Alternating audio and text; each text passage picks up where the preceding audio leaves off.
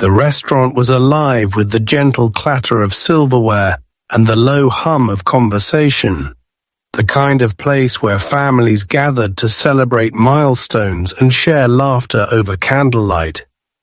Robert Evans sat across from his daughter Emily in a cozy corner booth, the soft glow of the chandelier casting warm shadows on the white tablecloth. He'd chosen this place for its memories, birthdays, anniversaries, the night he'd first brought Emily here as a little girl, her eyes wide with wonder at the dessert cart. Tonight, though, there was a tension in the air, a stiffness in Emily's smile that Robert couldn't quite place. She picked at her salad, glancing at her phone between bites, her conversation polite but distant. Robert tried to bridge the gap, asking about her work, her friends, her plans for the holidays. But each answer was clipped, rehearsed, as if she was reading from a script. When dessert arrived, she excused herself to the restroom, leaving her purse and her half-finished juice behind. Robert watched her go, a pang of sadness tightening in his chest. He wanted to believe this was just another awkward family dinner, another sign of the distance that had grown between them since her mother's passing. But when Emily returned, she hugged him quickly, her perfume lingering in the air, and said she had to leave early for a work call. Robert watched her walk out into the night, her silhouette framed by the frosted glass doors, and felt the familiar ache of being left behind. He was about to finish his juice when a security guard approached, his face serious, his voice low so as not to draw attention. "Sir, I saw your daughter pour something into your juice when you went to the restroom," the guard said quietly, his eyes flicking to the untouched glass. Robert's heart pounded, disbelief and dread warring inside him. He stared at the glass, the world tilting beneath him, and realized that nothing about this night was what it seemed. The guard's words echoed in his mind, louder than the laughter and music around him. "I'm not sure what it was, sir, but I thought you should know." Robert's hand hovered over the glass, torn between disbelief and a growing sense of dread. He looked at the juice, the condensation beading on the outside, the slice of lemon floating on top, and wondered how well he really knew his own daughter. He thanked the guard, his voice barely above a whisper, and sat back in his chair, his appetite gone. The restaurant, once a place of comfort, now felt like a stage set for betrayal. Robert's mind raced, replaying every recent argument with Emily, every sign he might have missed. The late-night phone calls, the sudden interest in his finances, the way she'd insisted on meeting at this particular restaurant. He felt a chill run down his spine, the kind that comes when you realize the danger is closer than you ever imagined.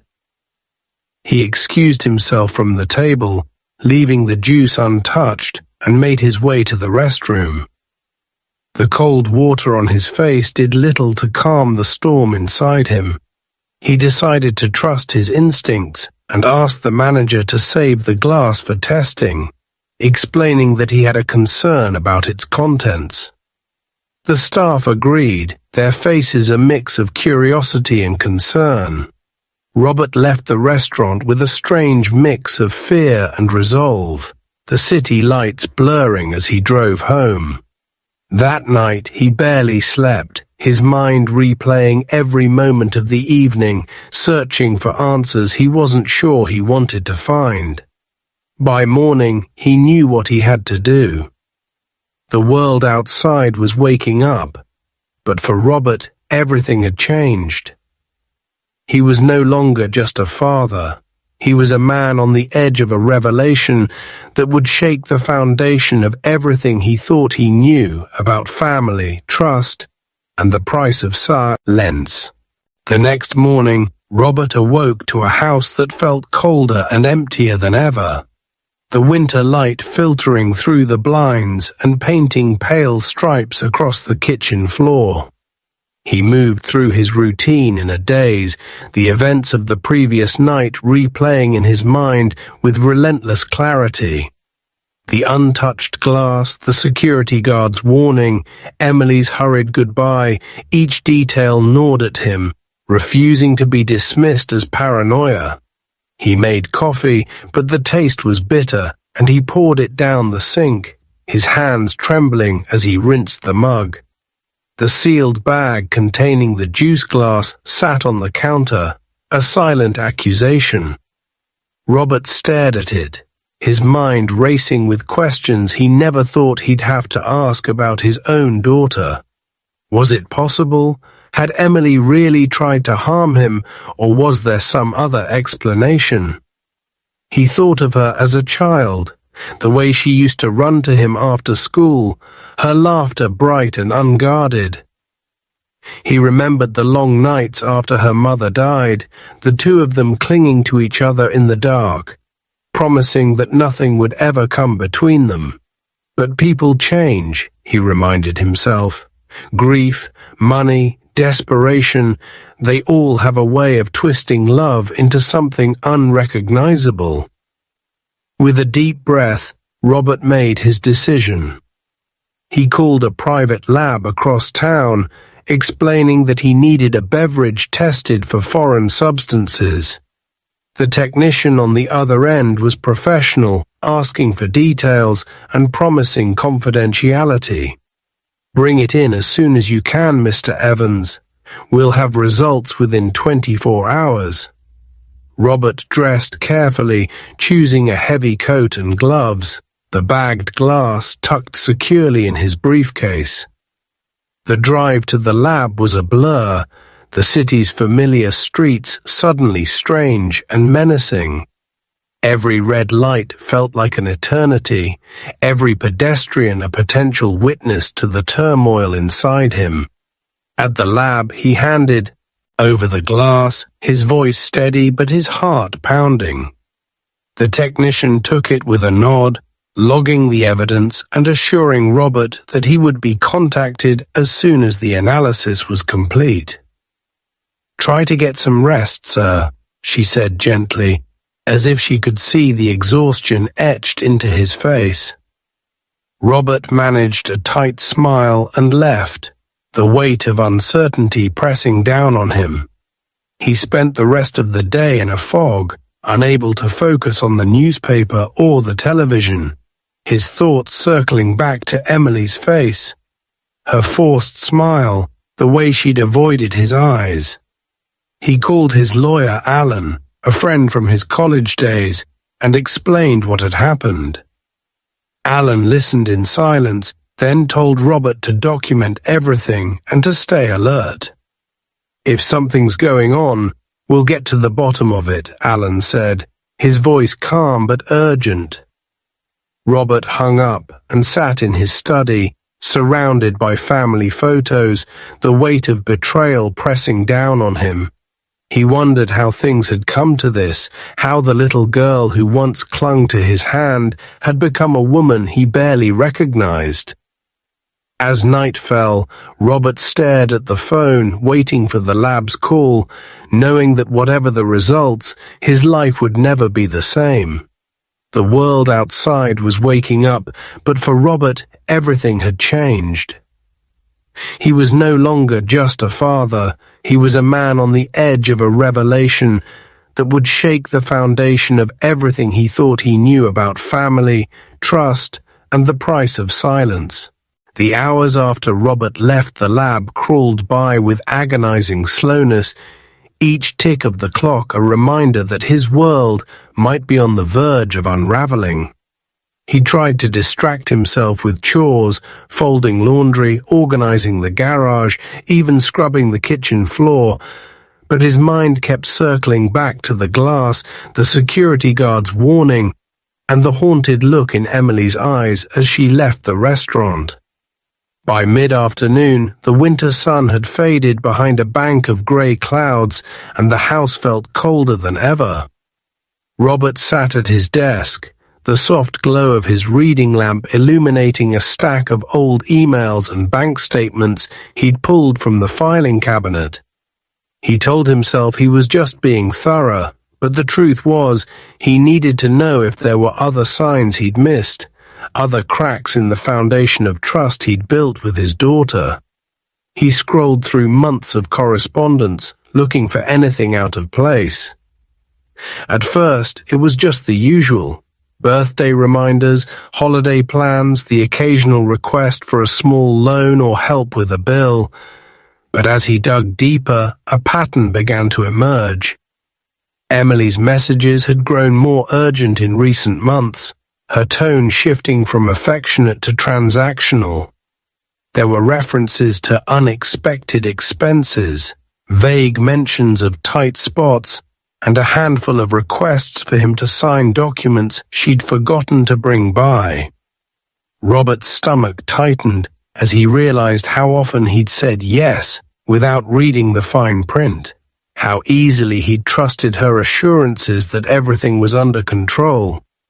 He found a series of bank transfers, small at first, then larger, moving money from his account to one he didn't recognize. He checked the account number against his records and felt a chill run down his spine.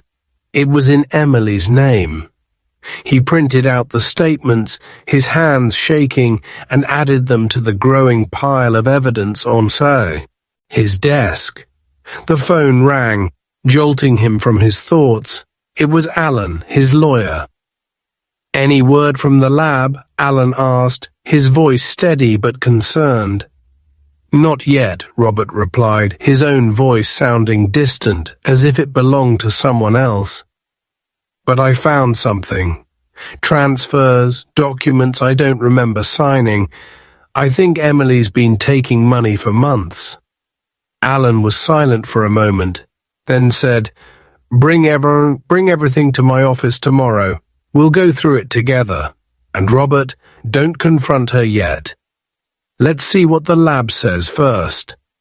Robert agreed, hanging up and staring at the pile of papers, the weight of betrayal settling over him like a heavy blanket. He tried to eat dinner, but the food tasted like ash. He sat by the window, watching the snow fall, and wondered how he could have missed the signs. Was it grief that had blinded him? Love? Or just the desperate hope that family would always mean safety? As the night deepened, Robert found himself replaying every memory of Emily, her first steps, her laughter, the way she used to curl up beside him on the couch and beg for one more story. He wondered if that little girl was still in there somewhere, or if she had been lost to the same darkness that now threatened to swallow him whole. The phone rang again, and this time it was the lab. The technician's voice was careful, professional, but Robert could hear the gravity in her words. "Mr. Evans, we found a powerful sedative in your juice. It's not something you'd find in a restaurant kitchen." Robert's world spun. He thanked the technician, his mind racing with questions and fears. He realized this was no accident. Someone wanted him incapacitated, maybe worse. He called Alan, who told him to come to the office immediately. Robert gathered the lab report, the security guard's contact information, and the restaurant receipt, his hands shaking but his resolve hardened. As he prepared for the meeting, he knew that whatever came next, he would face it head-on. The truth was out, and there was no going back. The next morning, the city was blanketed in a thin layer of frost. The world outside Robert's window sparkling and cold. He barely slept, his mind haunted by the technician's words and the growing pile of evidence on his desk. By 8 a.m., he was dressed and ready, the lab report, bank statements, and the security guard's contact information neatly organized in a folder. He drove through quiet streets to Alan's office, the car heater humming, his thoughts a storm of anger, grief, and disbelief. Alan greeted him with a firm handshake and a look of genuine concern. They sat together in the lawyer's book-lined office, the morning sun slanting through the blinds, and went through every detail. Alan read the lab report first, his brow furrowing as he scanned the results. "This is serious, Robert. This isn't just a family dispute. This is a crime." They reviewed the bank statements, the pattern of transfers, the documents Robert didn't remember signing. Alan's face grew grimmer with each new revelation. "She's been planning this for months, maybe longer. The sedative, the money, the power of attorney. She wanted you out of the way." Robert felt a wave of nausea, the betrayal cutting deeper than he'd thought possible. "What do we do?" he asked, his voice barely above a whisper. Alan was resolute. "We go to the police. We give them everything, the lab results, the financial records, the security guard's statement, and we freeze your accounts, change your passwords, make sure she can't touch another cent." Robert nodded, his hands trembling as he signed the necessary forms. Alan called the detective he knew at the local precinct, explaining the situation in careful, measured tones. "We'll need you to come in and make a statement, Mr. Evans," the detective said. "Bring everything you have." Robert agreed, his resolve hardening. He left Alan's office with a sense of grim purpose, the folder clutched tightly in his hands. At the police station, he recounted the dinner, the security guard's warning, the lab results, and the financial evidence. The detective listened carefully, taking notes, and promised to follow up with the restaurant and the guard. "You did the right thing coming to us," he said. "We'll get to the bottom of this." Robert left the station, feeling both lighter and more burdened than before. The truth was out, but the cost was higher than he'd ever imagined. He drove home in silence, the city's bustle a distant hum, and sat in his study, staring at the family photos on the wall. He wondered how Emily would react when she realized her plan had failed, whether she would deny everything or lash out in desperation. He thought of the little girl she'd once been, the woman she'd become, and the chasm that now yawned between them. As the sun set, Robert poured himself a glass of water, his hand steady for the first time in days. He knew the road ahead would be long and painful, but he was done being a victim. He would fight for his dignity, his safety, and the truth, no matter what it cost. The evening air was heavy with anticipation as Robert sat in his living room, the folder of evidence resting on the coffee table like a loaded gun. He had called Emily earlier that day, his voice calm but unyielding, asking her to come by after work. She arrived just after sunset, her heels clicking on the porch, her silhouette framed in the doorway by the last golden light of day. "Dad, what's going on?" she asked, her tone light but her eyes wary, scanning the room for clues. Robert gestured for her to sit, his own hands folded tightly in his lap. For a moment, neither of them spoke, the silence stretching between them like a chasm. Finally, Robert slid the folder across the table. "I need you to explain this, Emily." She opened it, her face blanching as she saw the lab report, the bank statements, the security guard's written statement. "What is this?" she whispered, her voice trembling. "You tell me," Robert replied, his gaze steady. "Why did you pour something into my juice?" Why are there transfers from my account to yours? Why did you change my power of attorney without telling me? Emily's hands shook as she tried to gather the papers, her words tumbling out in a desperate rush. Dad, it's not what you think. I needed help. I was scared you wouldn't understand. The money was just a loan. I was going to pay it back, I swear. Robert's heart twisted at the sight of her tears, but he forced himself to stay strong. A loan. You forged my signature, Emily. You tried to drug me. That's not a loan. That's a crime. Emily's composure crumbled, her face contorting with anger and fear. You never trusted me. You always put Mum first. You always made me feel like I wasn't enough. I just wanted what was fair.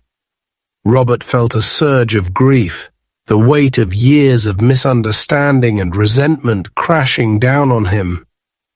Fair? You tried to take everything from me. Thou could have killed me. Emily sobbed, burying her face in her hands, but Robert remained unmoved. The police have everything. The lab results, the financial records, the security guard's statement. I'm sorry, Emily, but I can't protect you from this. For a long moment, the only sound was Emily's ragged breathing and the distant hum of traffic outside.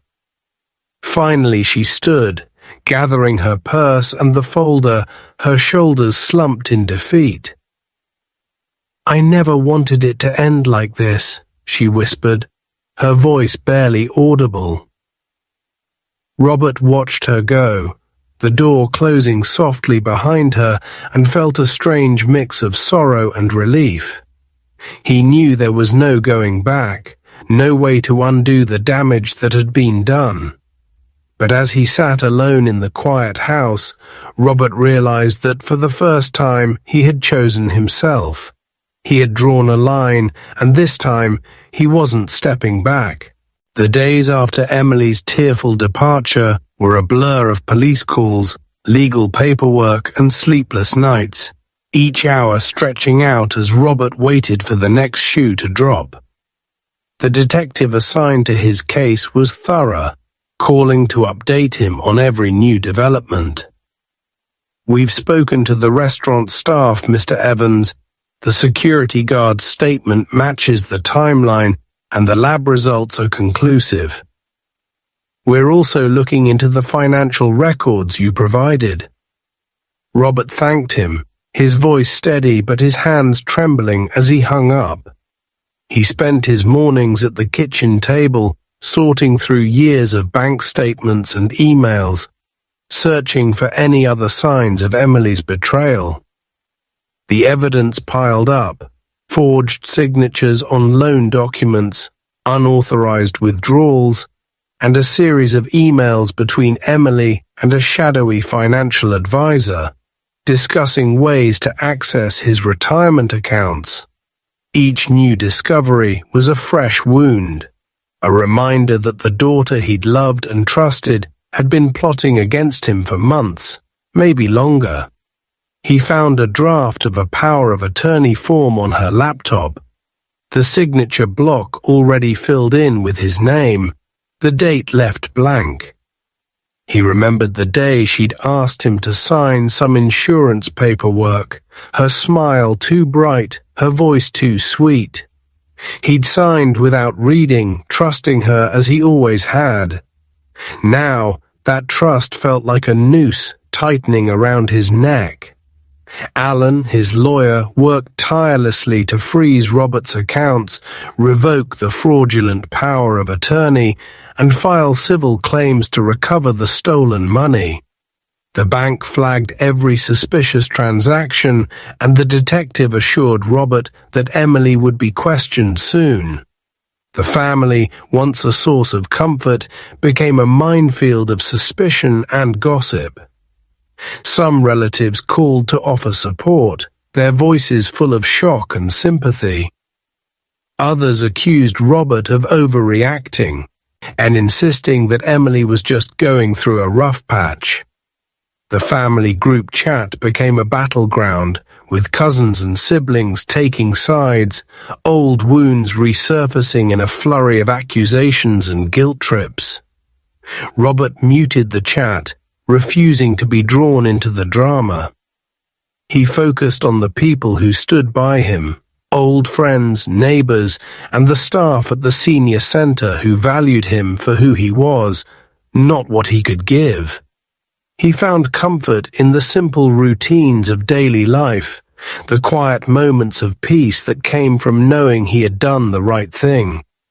The pain of losing Emily was real, but it was nothing compared to the pain of losing his own self-respect. Robert realized that boundaries were not walls, but doors he could choose to open or close, depending on who stood on the other side. As the days turned to weeks, Robert felt himself growing stronger, more certain of his place in the world. He was finally free from the burden of always being the one to forgive, to fix, to pay. And as he sat on his porch one evening, watching the sun dip below the trees, Robert knew that the family he had lost was nothing compared to the peace he had found. The day the police called to say they were formally charging Emily, Robert felt a strange, hollow ache in his chest, a mix of vindication, sorrow, and a kind of exhausted relief. He sat at his kitchen table, the morning sun slanting through the blinds, casting stripes across the folder of evidence that had become his constant companion. Alan arrived just after breakfast, his briefcase full of legal documents, and his expression grave but determined. "They're moving forward, Robert. The DA's office is confident. The evidence is overwhelming. Lab results, the security guard's statement, the forged documents, the bank records. She'll be arraigned next week." Robert nodded, his hands folded tightly in his lap. "I never thought it would come to this," he said quietly, his voice thick with regret. Alan placed a reassuring hand on his shoulder. "You did what you had to do. She made her choices." The days leading up to the arraignment were a blur of preparation and anxiety. Alan walked Robert through every step of the process, what to expect in court, how to answer questions, what to do if Emily or her lawyer tried to contact him. The police advised him to change his locks, to be cautious with his mail, to keep a close eye on his accounts. Robert followed every instruction, his world shrinking to the safe, familiar routines of home and the senior center. The family, meanwhile, was in turmoil. Some relatives called to offer support, their voices full of shock and sympathy. Others accused Robert of destroying the family, insisting that Emily was just going through a rough patch. The group chat was a war zone, with cousins and siblings taking sides, old wounds resurfacing in a flurry of accusations and guilt trips. Robert muted the chat, refusing to be drawn into the drama. He focused on the people who stood by him, old friends, neighbors, and the staff at the senior center who allured him for who he was, not what he could give. He found comfort in the simple routines of daily life, the quiet moments of peace that came from knowing he had done the right thing. The pain of losing Emily was real, but it was nothing compared to the pain of losing his own self-respect. On the morning of the arraignment, Robert dressed carefully, choosing a suit his late wife had always loved, and drove to the courthouse with Alan by his side. The building was cold and impersonal, the air thick with tension and the low murmur of anxious families. Emily arrived with her lawyer, her face pale and drawn, her eyes flicking nervously around the room. She didn't look at Robert, and he didn't try to catch her gaze. The judge read the charges: attempted poisoning, fraud, forgery, and set a date for the trial.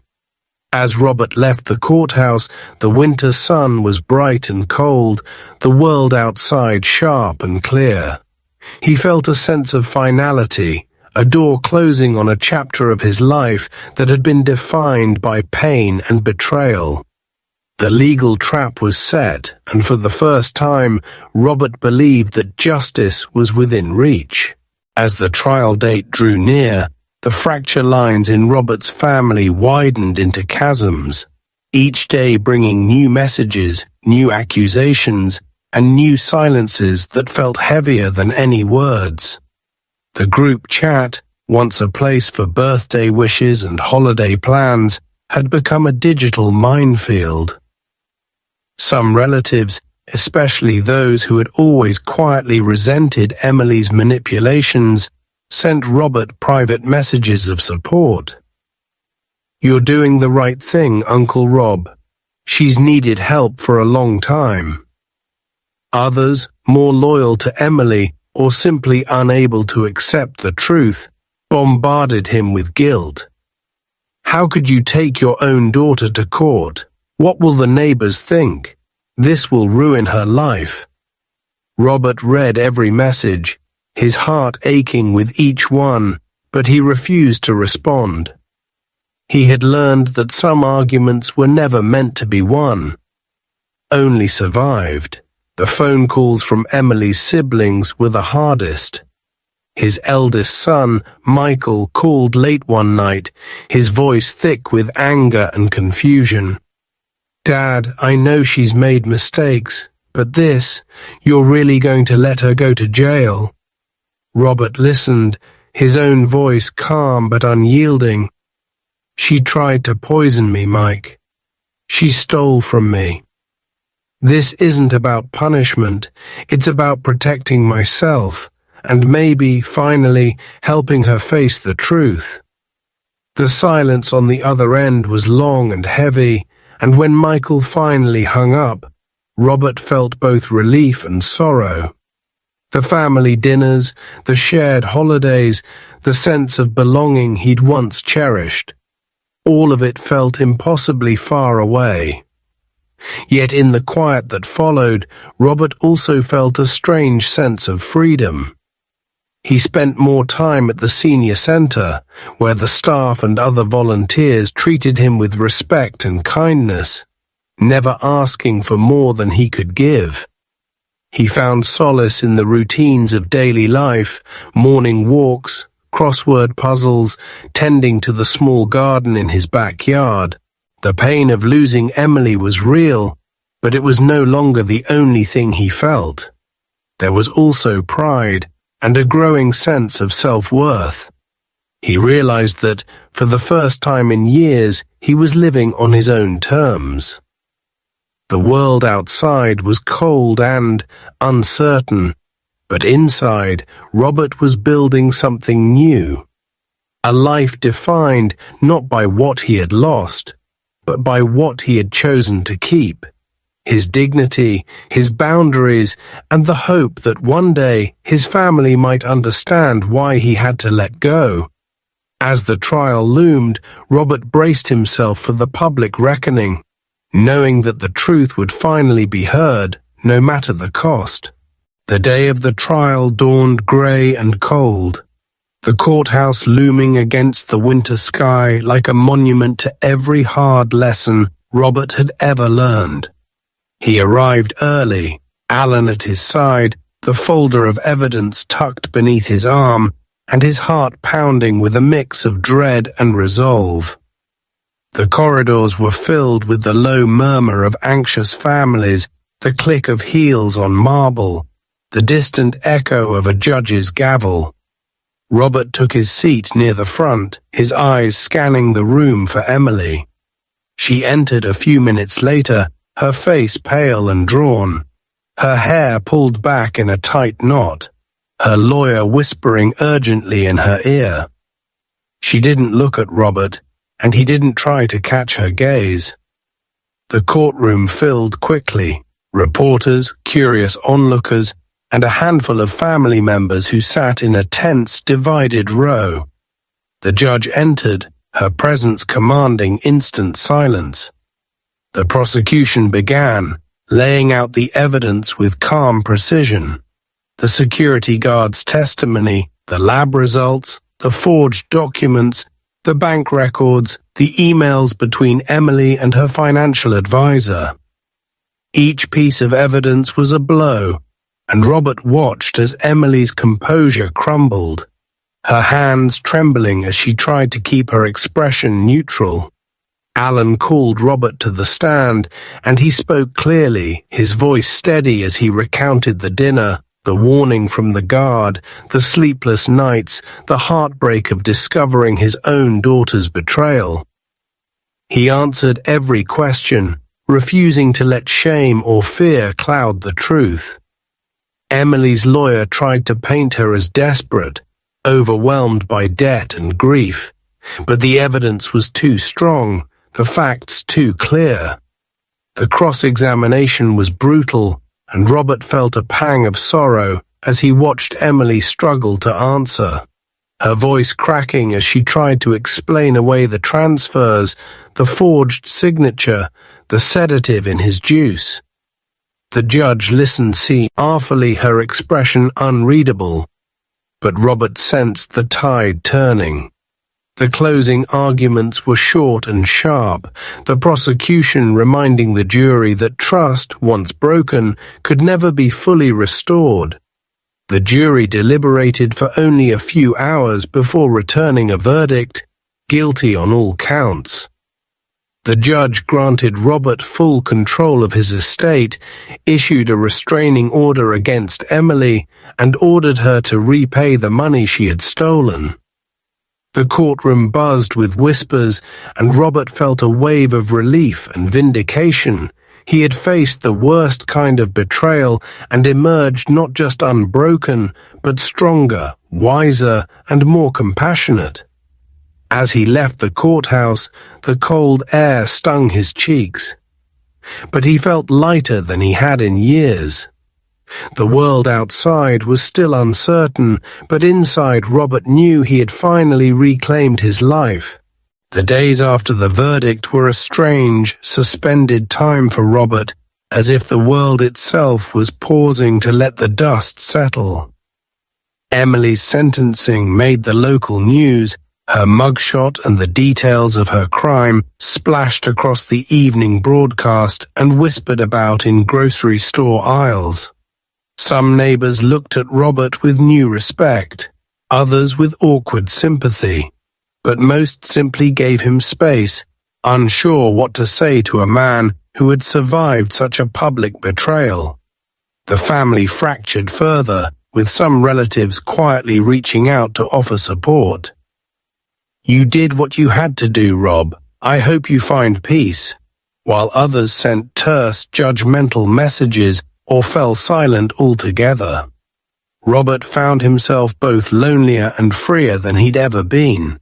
He spent his mornings walking the quiet streets, the winter air sharp and bracing, his thoughts drifting from the pain of the past to the possibilities of the future.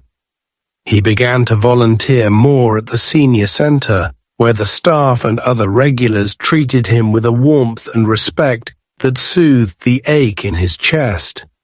He started a support group for people who had been betrayed by family, and the stories he heard of stolen inheritances, forged signatures, and broken trust reminded him that he was not alone. The group became a lifeline, a place where laughter and tears mingled freely, and where Robert's own story became a beacon of hope for others. He found comfort in the routines of daily life, tending his small garden, reading by the fire, sharing meals with friends who valued him for who he was, not what he could give. The pain of losing Emily lingered, surfacing in quiet moments, when he passed her childhood bedroom, or when he heard a song she used to love, but it no longer defined him. Instead, he focused on the future, on the life he was building for himself and for those who would come after. He wrote letters to his grandchildren, sharing stories of resilience and forgiveness, hoping that one day they would understand the choices he had made. The world outside was cold and uncertain, but inside Robert was building something new, a life defined not by what he had lost, but by what he had chosen to keep, his dignity, his boundaries, and the hope that one day his family might understand why he had to let go. As the days grew longer and the first hints of spring appeared, Robert felt a sense of peace settle over him. The reckoning was over, and for the first time in years he was truly free. Spring arrived with a gentle insistence, coaxing green shoots from the thawing earth and filling the air with the scent of possibility. For Robert, each new day felt like a small act of defiance against the darkness that had threatened to swallow him whole. He threw himself into his volunteer work at the senior center, where his story had become a quiet legend. Proof that even the deepest wounds could heal, and that dignity could be reclaimed no matter how late in life. He started a weekly support group for people who had been betrayed by those they loved, and the circle grew quickly, drawing men and women from all walks of life. They shared stories of loss and resilience, of families torn apart and slowly stitched back together, of the courage it took to set boundaries and demand respect. Robert found joy in these gatherings, his laughter ringing out as he listened to others, his advice gentle but firm. He became a mentor to younger men in the community, teaching them not just how to protect their assets, but how to protect their hearts. He took up gardening, coaxing life from the soil in the small patch behind his house, and found peace in the slow, patient work of nurturing something new.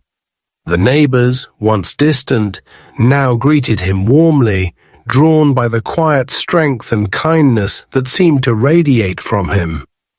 He was invited to dinners, movie nights, and even a spring picnic, his calendar filling with plans that were his own. He kept in touch with his grandchildren, sending them postcards and small gifts, hoping that one day they would understand the lesson he was living.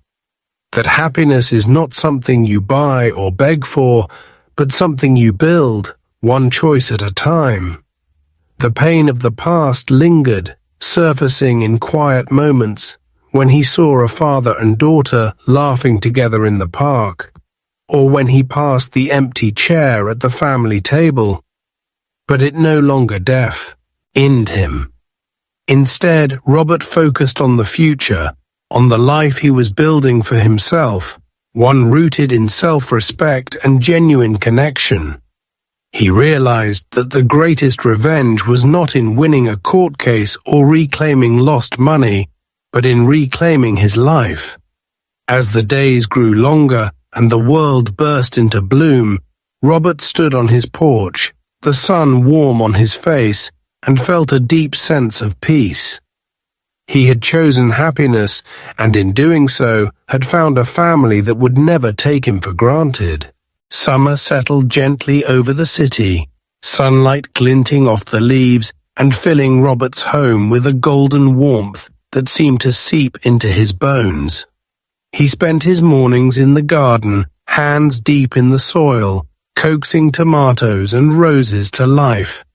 The simple act of nurturing something new, a daily reminder that healing was possible. The senior center was busier than ever, and Robert's support group had become a lifeline for many. Men and women who arrived with hunched shoulders and wary eyes, but who left each week a little lighter, a little more hopeful. Robert listened to their stories, offered advice when asked, and shared his own journey with a humility that inspired others to speak their truths. He found himself invited to more dinners and gatherings than he could attend, his calendar filled with laughter and friendship, the kind of genuine connection he'd once feared was lost forever. The pain of Emily's betrayal lingered, surfacing in quiet moments, when he passed her childhood bedroom, or when he heard a song she used to love, but it no longer defined him. Instead, he chose to remember the good, the little girl who once clung to his hand, the daughter who had made him proud before life and desperation led her astray. He wrote her a letter not to be sent, but to be kept as a testament to forgiveness. A letter that spoke of love, regret, and the hope that one day she might find her way back to herself. Robert's grandchildren visited often, their laughter echoing through the house, their questions a reminder that the future was bright and unwritten. He told them stories of resilience and kindness, teaching them that true strength was found not in holding on to anger, but in letting go. The community, once a backdrop to his family's drama, had become his true home. On warm evenings, Robert sat on his porch, a cup of tea in hand, watching the sun set over the city. He reflected on the journey that had brought him here, the heartbreak, the anger, the courage it took to say no and mean it. He realized that his truest legacy was not in the money he had given or the gifts he had bought, but in the example he had set. That dignity and self-respect are worth more than any inheritance, that boundaries are a gift you give yourself, and that it is never too late to start again. As the stars appeared overhead, Robert felt a deep, abiding peace settle over him. He had faced betrayal and loss, but he had not let them break him. He had chosen to live with courage, to set boundaries, to demand respect, not with anger, but with quiet, unwavering resolve. His story had become a quiet legend in the neighborhood, a reminder that sometimes the greatest revenge is simply living well, loving deeply, and refusing to be used. Robert smiled, content in the knowledge that his journey was not just about what he had lost, but about all that he had found. As the night deepened and the world grew still, he closed his eyes, grateful for the second chance he had given himself and ready for whatever tomorrow might bring.